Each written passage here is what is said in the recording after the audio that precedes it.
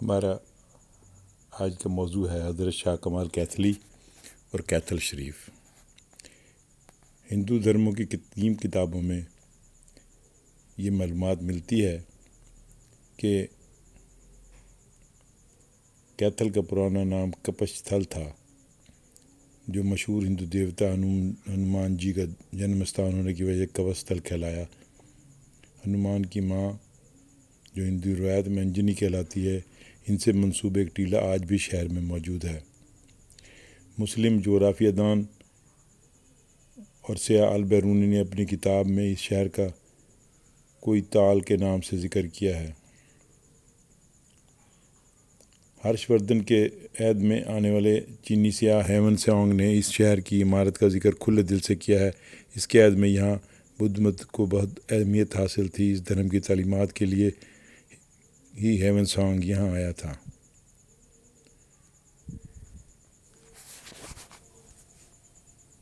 اگر ہم ماضی کی جھروکوں میں جھانکیں تو سیاسی طور پر کیتھل کئی رنگوں میں نظر آتا ہے، کبھی تحصیل، کبھی ضلع، کبھی کمشنر، کبھی دیسی ریاست کی راجدھانی۔ اس شہر نے ان شکلوں میں زمانے کے بہت سے نشیب و فراز دیکھے۔ کیتھل کی تاریخ کو نئی جہت دینے والے اہم تاریخی واقعات کا چشمدید گواہ بھی رہا۔ 1240 میں سلطنت دہلی کی پہلی خاتون حکمران اور ہندوستان کی پہلی عورت حکمران رضیہ سلطانہ کا قتل بھی یہیں ہوا تھا۔ آج بھی اس مظلوم ملک کا مقبرہ نہایت خستہ حال میں اسی شہر میں موجود ہے، جو اس اہم واقعے کی یاد دلاتا ہے۔ 16ویں صدی میں شہنشاہ ہمایوں کے زمانے میں ہی حضرت شاہ کمال کیتھلی بغداد سے یہاں تشریف لائے تھے اور اس کو ایک روحانی مرکز کی حیثیت سے اجاگر کر دیا تھا۔ 18ویں صدی میں کیتھل شہر پر سکھوں کی حکمرانی رہی اور 1871 تک کیتھل پر سکھ حکمران دیسو سنگھ کی اور اس کے بھائی لال سنگھ کی حکمرانی رہی۔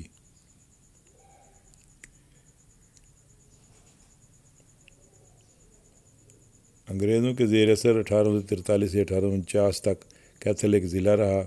1849 میں اسے تھانی سر کے ضلع کا ماتحت بنا دیا گیا۔ 1862 میں اسے ضلع کرنال کا حصہ بنا دیا گیا۔ اس طرح وہ شہر جو زمانہ قدیم سے ایک اہم انتظامی حیثیت رکھتا تھا، اب انگریزوں نے اسے ذیلی حیثیت کا حامل قرار دے دیا۔ آزادی کے بعد 1973 تک کیتھل ضلع کرنال ہی رہا اور 1973 میں اس ضلع کروکشیتر کا حصہ بنا دیا گیا۔ پھر 1999 میں کیتھل کو ایک بار پھر ضلع کی حیثیت دے دی گئی اور بھارت سرکار نے اسے ضلع کا درجہ دے دیا۔ کمال کیتھلی رحمۃ اللہ علیہ کی ولادت 7 شوال 835 ہجری کو بغداد میں ہوئی تھی۔ آپ کا نام کمال ہے اور آپ کے القاب صلب الاحوال اور لال دیال ہیں۔ پیشین گوئی: حضرت فضیل قادری آپ کے یہاں تشریف لائے اور آپ کو دیکھ کر بہت خوش ہوئے اور آپ کے والد سے آپ کے متعلق فرمایا کہ ہادی کامل ولدیہ عادل تمہیں ودیت ہوا ہے، اس کی تربیت صحیح طور پر کیجیے، کیونکہ یہ بچہ اولیاء کے زمرے میں مراتب عالیہ پر فائز ہوگا اور اس کی پرواز سدرۃ المنتہا تک ہوگی۔ اس کا علم بھی بڑا وسیع ہوگا اور عمر بھی دراز ہوگی۔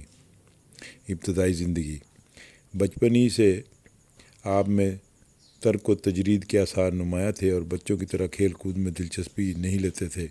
جنگلوں میں گھومنا پھرنا آپ کا محبوب مشغلہ تھا۔ کھانا پینا بھی برائے نام رہ گیا تھا، اگر مل جاتا تو کھا لیتے ورنہ نہیں۔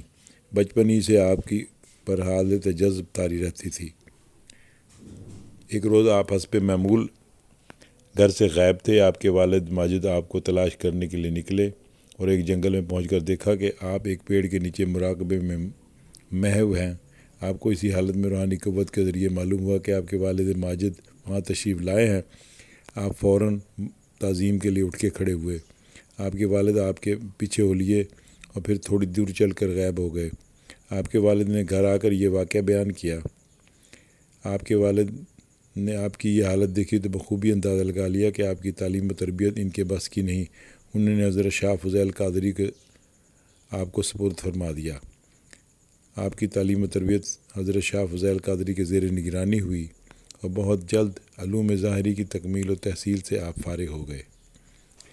آپ نے حضرت شاہ فضیل قادری کے دست حق پرست پر بیعت بھی کی اور ان سے خرقہ خلافت بھی پایا۔ آپ نے سلوک کے تمام مدارج طے کیے، ریاضت، عبادت اور مجاہدے میں کوئی کسر نہ اٹھا رکھی۔ پیر و مرشد کی ہدایت، آپ کے پیر و مرشد نے آپ کی روحانی کمالات سے خوش ہو کر آپ کو ہندوستان کی ولایت عطا فرمائی۔ ہندوستان جا کر تا دم آخر رشد و ہدایت میں مشغول رہیں، یہ حکم دیا۔ بغداد سے آپ روانہ ہو کر عراق، ایران، مشہد، نجف، شرف، تبریز، اصفہان کی سیاحت کرتے ہوئے بہت سے کامل درویشوں سے ملے اور ان سے فیض باطنی سے مستفید ہوئے۔ ہندوستان میں آمد، سیر و سیاحت فرماتے ہوئے آپ ہندوستان پہنچے۔ ٹھٹے میں پہنچ کر 1 سال قیام فرمایا اور وہاں ملا سید محمد مدرس کو بیعت کیا اور خلقہ خلافت سے سرفراز فرمایا۔ ٹھٹے سے آپ ملتان تشریف لے گئے، وہاں حمید خان نے آپ کا شاندار استقبال کیا۔ ملتان سے آپ لدھیانہ میں رونق افروز ہوئے اور لدھیانہ سے آپ پائل سرند کے قریب قصبہ میں تشریف لے گئے۔ پائل سے آپ کیتھل شریف تشریف لے گئے اور کیتھل کو اپنی رشد و ہدایت کا مرکز بنایا۔ کیتھل میں مفتیوں کا اقتدار تھا، ان کی 500 پالکیاں نکلا کرتی تھیں۔ مفتی طرح طرح سے آپ کی مخالفت پر آمادہ ہو گئے۔ بہت سے لوگ مفتیوں کے بہکانے سے آپ کے مخالف ہو گئے اور طرح طرح سے آپ کو اذیت پہنچانے لگے۔ مفتی اپنی فتنہ پردازیوں سے باز نہ آئے۔ ایک دن آپ کو غصہ آ ہی گیا اور آپ کی زبان مبارک سے نکلا، مفتیوں کی جڑ شیخ کمال اللہ اور شیخ کمال نے پٹی۔ اس کے بعد سے مفتیوں کا اقتدار گرنا شروع ہوا اور یہاں تک کہ رفتہ رفتہ وہ سب نیست و نابود ہو گئے۔ آپ کیتھل میں بلا روک رشد و ہدایت فرماتے، لوگ آپ کی خدمت میں حاضر ہوتے اور آپ کا حلقہ ارادت روز بروز بڑھتا گیا۔ شادی اور اولاد، آپ کے تینوں صاحبزادوں حضرت شاہ عماد الدین، شاہ موسیٰ ابو المکارم اور شاہ نور الدین صاحب کشف و کرامات مادرزاد ولی تھے۔ ریاضت، مجاہدہ اور تزکیہ نفس میں بے نظیر تھے۔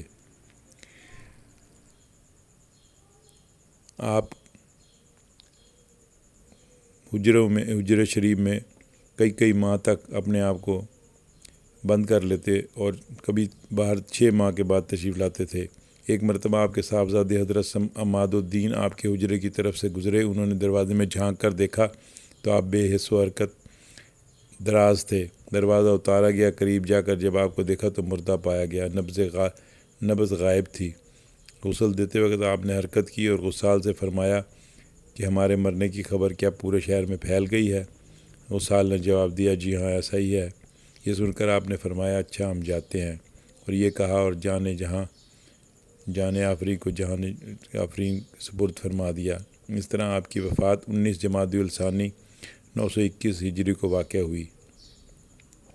آپ کا مزار کیتھل میں مرجع اخلاق خاص و عام ہے۔ آپ کے مشہور خلفاء حسب ذیل ہیں: ملا محمد مدرس، حضرت شاہ سکندر کیتھلی، حضرت موسیٰ ابو المکارم، شیخ جلال الدین کہکیہ ملتان، شاہ یوسف غوث بکری، شیخ عبدالرحمن سرہندی، محمد خان تاشقندی، خواجہ امان اللہ حسینی، شیخ قادری، خواجہ فتح علی خان، خواجہ عین الدین کلانوری اور خواجہ اسحاق بابا پوری اور شیخ عبدالاحد، جو حضرت مجدد الافسانی کے والد بزرگوار تھے۔ حضرت شاہ کمال کو حضرت غوث اعظم میراں جی ملہ الدین حضرت سید عبد القادر جیلانی رحمۃ اللہ علیہ کی روح پرفتو سے براہ راست ویسی طریقے سے فیض حاصل تھا۔ کئی بزرگ ہستیوں نے آپ سے جلا و بقا پائی، جس میں حضرت عبدالاحد، حضرت شاہ ہاشم بنوتی اور حضرت شیخ طاہر بندگی اور بابا سیتل پوری قابل ذکر ہیں۔ آپ کی ذات استودہ صفات کے ذریعے سے سلسلہ قادری کو کافی فروغ حاصل ہوا اور آپ کی شخصیت و عظمت و بزرگی کا اندازہ حضرت مجدد الافسانی کے ان الفاظ سے بخوبی ہوتا ہے۔ حضرت مجدد الافسانی فرماتے ہیں، ہم کو جب خاندان قادریہ کے مشائخ کا کشف ہوتا ہے تو بعد از غوث ثقلین رضی اللہ تعالیٰ عنہ کے حضرت شاہ کمال جیسا کوئی بزرگ نظر نہیں آتا۔ آپ صاحب کرامت اور صاحب تصرف بزرگوں میں سے تھے۔ آپ کی نظیر اولیاء متقدمین میں بہت کم نظر آتی ہے۔ آپ صاحب کرامت اور صاحب تصرف بزرگوں میں بھی ایک اہم حیثیت کے حامل تھے۔ آپ کی قدر و منزل سے کوئی انکار کرنے کی جرات نہیں کر سکتا تھا۔ آپ کیتھل کے صاحب ولایت تھے۔ آپ کا شمار کاملین اولیاء کرام میں ہوتا ہے۔ حضرت مجدد الافسانی فرماتے ہیں مجھے نسبت فردینہ جس سے عروج آخر مخصوص ہے اپنے والد ماجد عبد القادر بن زین العابدین سے حاصل ہوئی، اور انہیں ایک بزرگ حضرت شاہ کمال قادری قدس سرا سے، جن کو جذبہ قوی حاصل تھا اور خوارق اعداد میں شعراء آفاق تھے۔ آپ کو جلال بہت تھا، کوئی صاحب ولایت کیتھل کے قریب بغیر آپ کی اجازت کے نہیں آ سکتا تھا، اگر کوئی ہمت کرتا تو آپ اس کی ساری صلاحیتیں سلب کر لیتے تھے۔ آپ نے اپنے بڑے صاحبزادے شاہ عماد الدین کی صلاحیتیں اور ان سے کرامت سرزد ہونے پر